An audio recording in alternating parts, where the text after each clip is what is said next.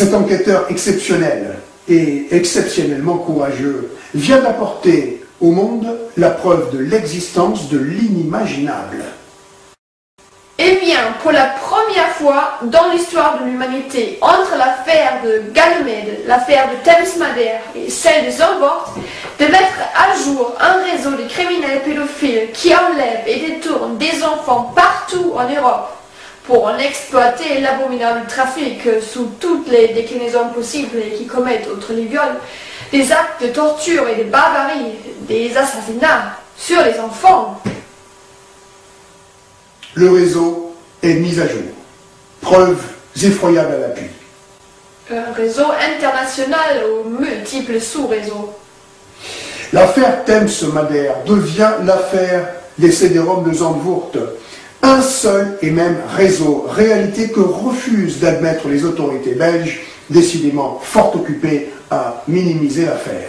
Selon moi, il n'y aura aucun lien entre ces deux affaires, parce que l'affaire dont on parle maintenant aux Pays-Bas, d'après ce que j'ai pu comprendre, c'est une affaire qui se passe surtout sur Internet, tandis que notre affaire n'a rien à voir avec Internet. Il n'y a pas de connexion entre les deux? Non, pas du tout. Quand vous regardez la date à laquelle le procureur Dufour dit que l'affaire Zandvoort n'a rien à voir avec celle de Thames, eh bien, regardez la date. Comparez avec la date à laquelle notre Ware Group a livré les disquettes. Alors, je vous demande à vous, comment le procureur peut-il, tel un voyant extra-lucide, savoir ce qu'il y a dans ce matériel alors qu'il ne l'avait pas encore? Toute la presse internationale a été témoin de la remise de ce matériel. Tout le travail reste donc à faire de la part d'instances qui affirmaient avec autorité que les réseaux de criminels pédophiles n'existaient pas et qui ne voulaient pas parler de l'affaire des CD-ROM de Zandvoort autrement que n'étant qu'une affaire de cybercriminalité. Qu'avec la découverte cet été d'un réseau de pédophilie sur Internet, L'affaire dont on parle maintenant aux Pays-Bas, c'est une affaire qui se passe surtout sur Internet, Le ton est donné et sera repris en chœur par les parlementaires européens eux-mêmes, perdus dans leur maladie de réunionite aiguë. Comment prétendre aujourd'hui que ces réseaux n'existaient pas plus que les horreurs qui apparaissent sur les films et les photos?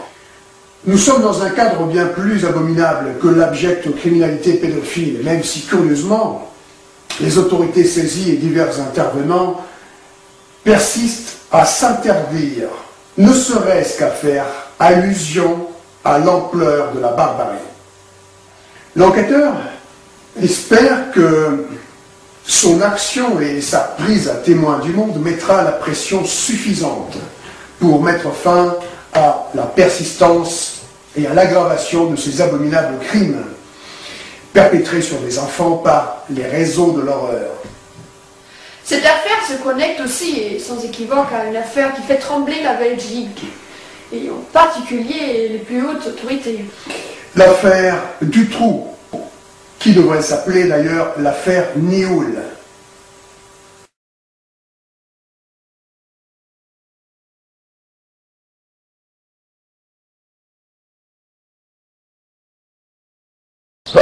Ce qui était encore plus bizarre dans toute l'affaire, c'était une découverte que nous avions faite qui concernait un rapport secret adressé par la police hollandaise à la police belge dans l'affaire Zandvoort. Nous avons intercepté le rapport, nous l'avons trouvé, et là, la police hollandaise a dit avec assurance, il déclarait à des collègues à Anvers, nous avons trouvé sur le matériel de Zandvoort une photo d'une fillette qui est chez vous, dans le dossier d'enfants disparus. In het signalement als verzwonden meisje. Quelle est la suite? Ils disent la fillette Catherine de Kuiper, c'est le nom de la fillette, apparaît sur le matériel de Zandvoort. La police belge répond non, non, non, non, non, non, ça n'est pas Catherine de Kuiper. Les copines, la maîtresse d'école, etc. disent tous c'est Catherine de Kuiper. La police hollandaise également dit que c'est Catherine de Kuiper. Non, dit la Belgique, ça n'est pas possible, c'est impossible, vous voyez? La Belgique n'a rien à voir avec. Rien.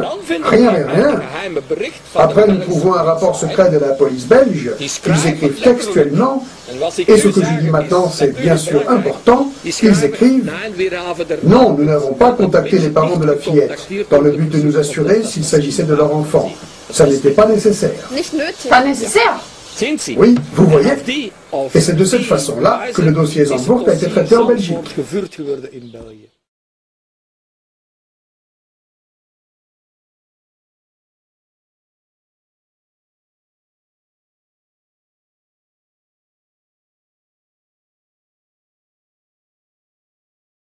Alors ici, ça c'est la dernière photo, je crois, des Caraïbes, voilà. Donc c'est de nouveau des... Donc là c'est des Roms, et là c'est la dernière photo d'elle-même. D'accord. Donc on voit, c'est quand même très clair. Hein. Oui. Le visage change absolument pas. Nous le voyons aussi dans l'affaire du trou. Tout le monde sait, tous les parents des enfants disparus et tués savent que Dutroux n'est pas le seul coupable. Ils le savent tous, tout le monde le sait. Mais la Belgique dit non, c'était une personne, Dutroux. Naturellement, ainsi ils n'ont pas besoin de toucher aux autres, ils n'ont pas besoin de chercher les autres. Qui sont les autres? Il ne s'agit pas de personnes comme vous et moi. Non, ce sont des personnes avec des moyens. Pourquoi un enfant doit être kidnappé? Pourquoi un enfant doit être enfermé dans une cave? Pour les clients. Qui paye pour ça? D'où vient cet argent? Pas d'un homme qui n'en a pas beaucoup. Ce sont des personnes avec beaucoup d'argent. Vous voyez? Devant ça, l'État est fébrile. Qui sont ces gens-là qui font enlever les enfants? Qui sont les gens qui passent commande d'enfants et les font kidnapper à l'école, dans la rue, etc. Qui sont-ils? Pourquoi ils sont kidnappés et violés? Pour des manœuvres de chantage. Qu'est-ce que c'est? La justice et les autorités ne veulent pas clarifier ça, ils ont peur. Peut-être que ça concerne quelqu'un de chez eux, vous voyez? Elle se connecte également avec des affaires nauséabondes en France.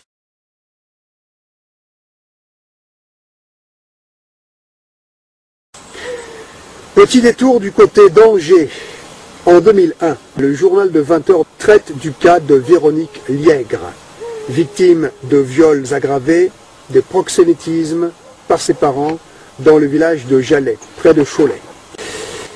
Il est essentiellement question du procès qu'elle a obtenu, que cette victime a obtenu, contre ses parents bourreaux. Deux parents sont jugés depuis ce matin par la cour d'assises d'Angers. Leurs 4 filles étaient obligées de participer à des soirées échangistes. Leur calvaire aurait duré 7 ans. Dès l'âge de mes 5 ans, j'ai commencé à me faire violer.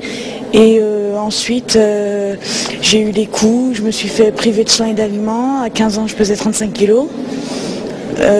J'étais une enfant plutôt timide, repliée sur moi-même, de par mon passé, quoi. Vous avez subi des violences sexuelles régulièrement?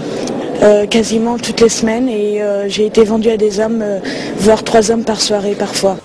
Le lendemain, reçue sur un plateau de télévision, la jeune femme fera des déclarations beaucoup plus précises, plongeant l'auditoire dans l'horreur totale. Sur Internet, on ne peut plus trouver d'ailleurs que le passage du journal de 20 heures. Concernant les épouvantables révélations de la jeune femme faites le lendemain, celles-ci sont purement et simplement censurées à l'heure actuelle. En voici donc le résumé. Véronique Liègre déclare avoir été abusée par ses parents depuis l'âge de 5 ans et s'être reconnue sur les CD-ROM de Zandvoort.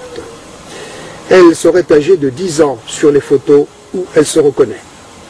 Elle et ses 3 sœurs étaient victimes de 1986 à 1997 d'un enfer au quotidien, entre viols collectifs, coups et mauvais traitements inimaginables de la part des parents.